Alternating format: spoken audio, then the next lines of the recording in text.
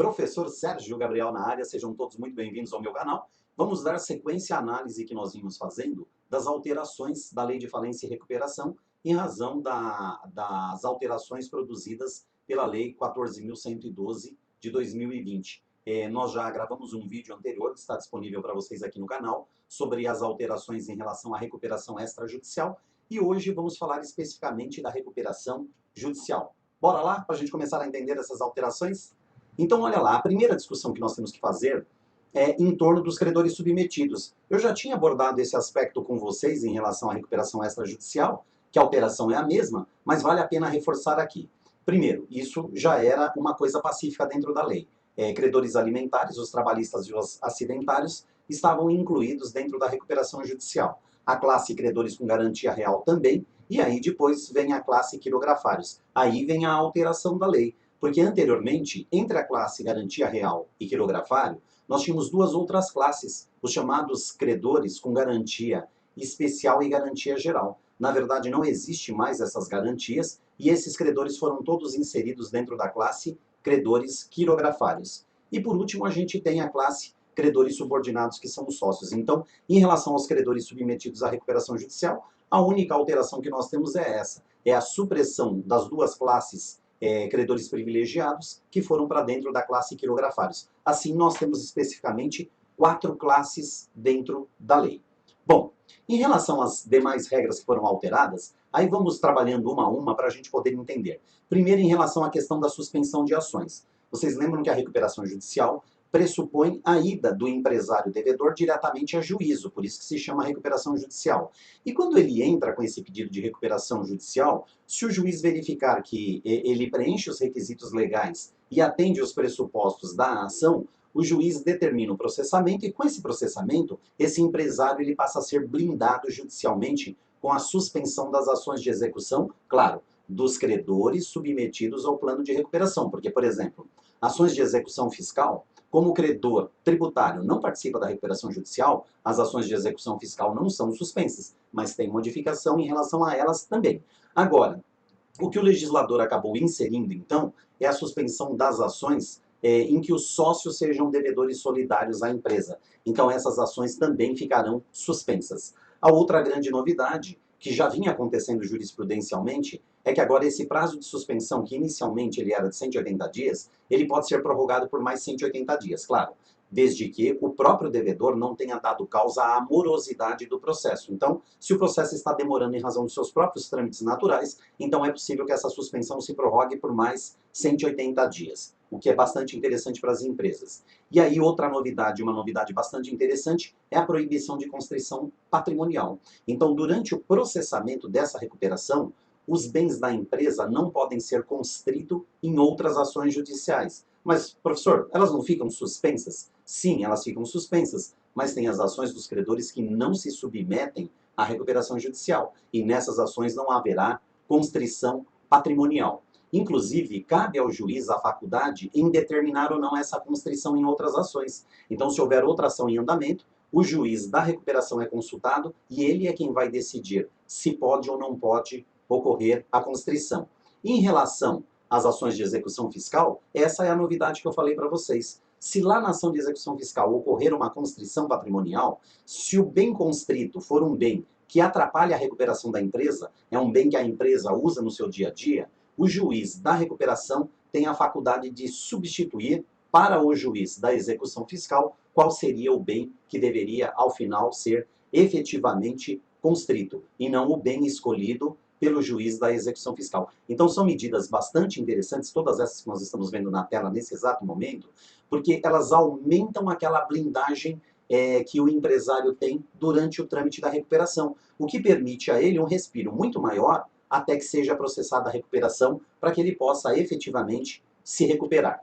Continuando, possibilidade de uso de procedimento arbitral. Então é claro que se houver um consenso entre o devedor e os credores para utilizar o procedimento arbitral então pode ser utilizado, o que antes não era previsto. Inclusive tem uma curiosidade sobre isso, uma alteração também sobre isso. Porque quando o legislador previa a suspensão de ações, previa apenas a suspensão de ações judiciais. Agora os procedimentos arbitrais também podem ser suspensos durante o trâmite da recuperação judicial.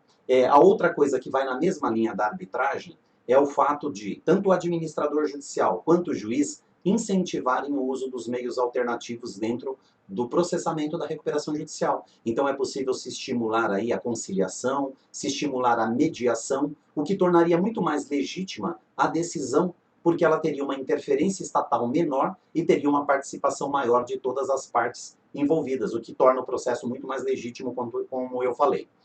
Um ponto interessante é que, a partir de agora, na medida em que está em processamento a recuperação judicial, ou seja, houve a distribuição do pedido e o juiz acolheu o processamento desse pedido, a empresa não pode oferecer qualquer tipo de vantagem aos sócios ou acionistas. Então, vantagens como distribuição de lucros, distribuição de dividendos, elas estão todas sustadas até então a aprovação do plano de recuperação. Uma vez aprovado o plano de recuperação, aí essas vantagens podem voltar a ser distribuídas, o que passa a ser muito mais justo com os credores.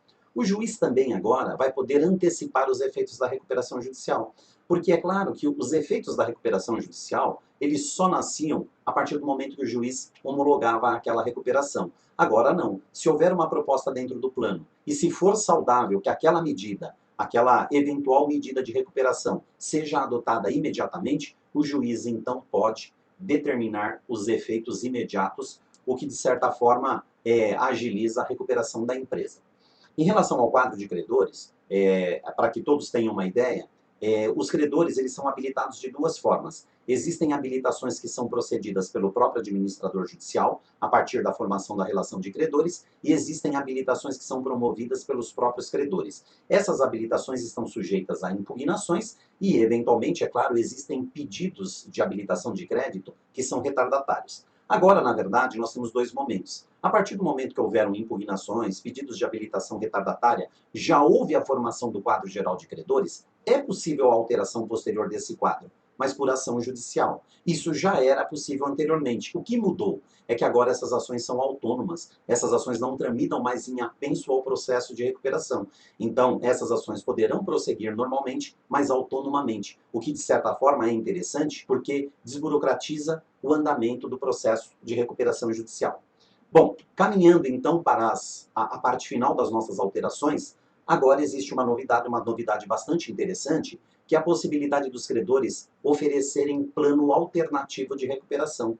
Então é claro que eles terão dois momentos para fazer isso. Eles podem fazer isso lá no início do processo, quando for juntado o plano de recuperação pelo empresário, ou quando houver a assembleia. Se houve a assembleia e não houve a aprovação do plano, houve em tese a rejeição, os credores terão um prazo de 30 dias para oferecer um plano alternativo. E cá para nós, a falência de uma empresa, ela não interessa a ninguém. A falência da empresa só interessa quando o devedor não tem mais nenhuma chance de se recuperar. Agora, se ele tiver uma chance de se recuperar, esse é o caminho mais saudável para todo mundo. Por isso que o legislador acabou inserindo, então, a possibilidade dos credores apresentarem plano alternativo de recuperação. Mas é claro, entendam, a legitimidade para propor a recuperação continua sendo do empresário devedor.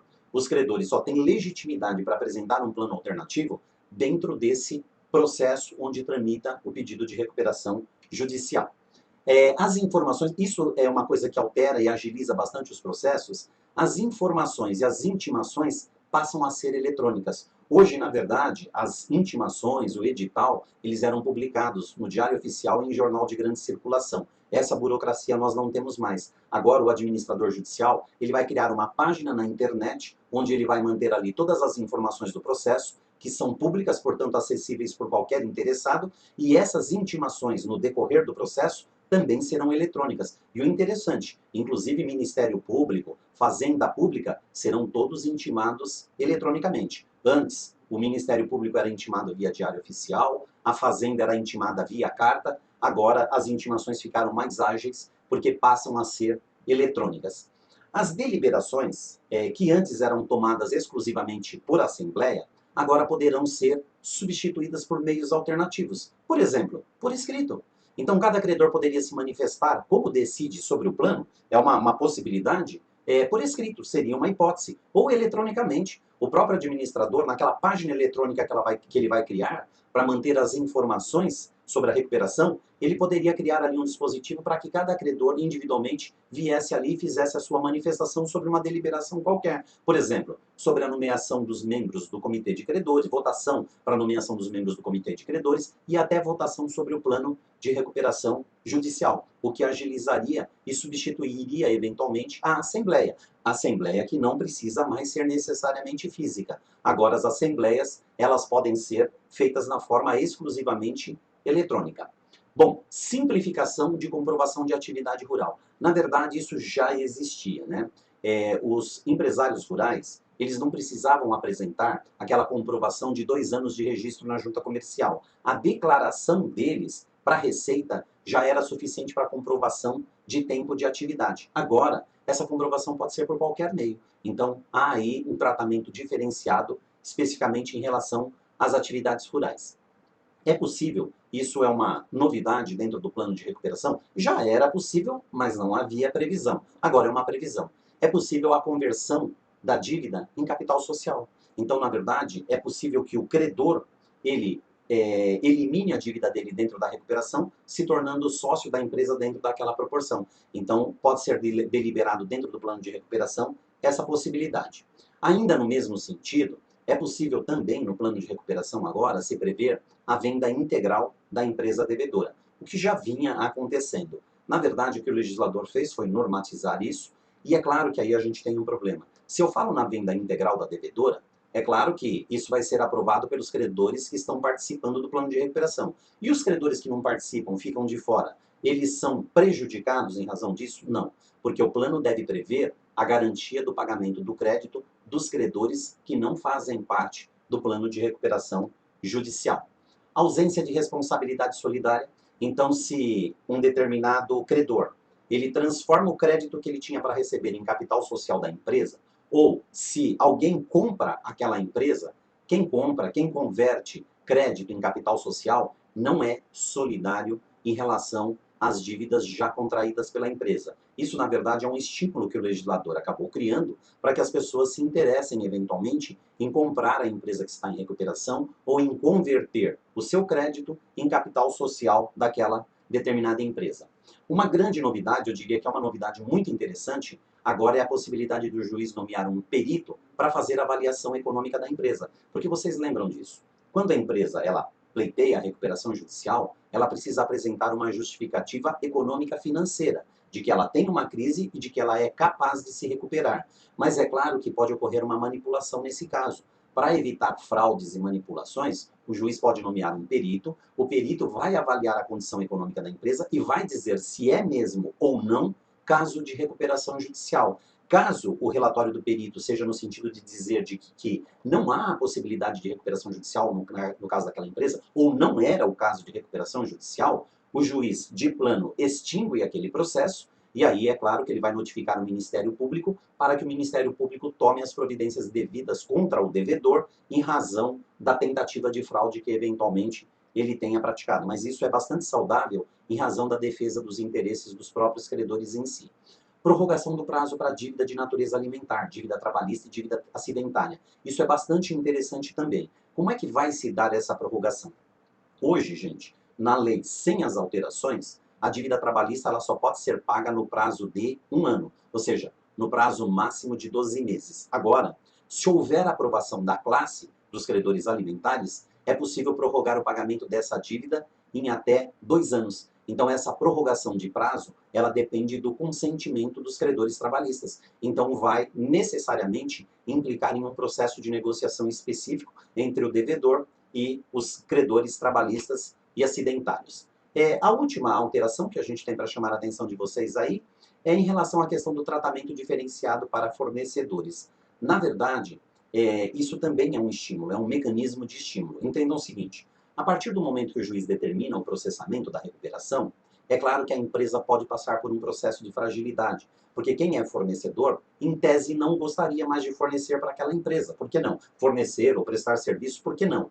Porque ela está blindada judicialmente. Se ela não pagar, eu não posso cobrar dela aquela determinada dívida, não pelo menos durante o processamento da recuperação. Então, como forma de incentivo, para prestadores de serviço e fornecedores continuarem fornecendo ou prestando serviço a essa empresa, o legislador abriu a possibilidade de, no próprio plano de recuperação, se dar um tratamento diferenciado a esses credores. Então, por exemplo, poderia ser colocada uma cláusula no plano de recuperação em que eles receberiam em um prazo menor que os demais credores que não continuem fornecendo ou prestando serviços para a empresa, tá certo? Bom, essas eram as principais alterações que eu coloco aí à disposição de vocês para que seja possível compreender um pouquinho mais essas alterações. Nós ainda teremos vídeos posteriores, nós ainda vamos falar das alterações em relação à falência, vamos falar das alterações em relação à questão das dívidas tributárias da empresa, vamos falar dos reflexos no direito do trabalho. Então, virão aí provavelmente mais 3 vídeos para a gente complementar todas essas alterações, tá bom? Então, se você gostou, deixa aí o seu curtir. Se eventualmente você tiver uma sugestão, uma crítica, deixe aí nos comentários. Se ainda não está inscrito no nosso canal, se inscreva para receber as atualizações, tá certo? Agora sim, agora eu posso encerrar dizendo que empresarial é mais legal.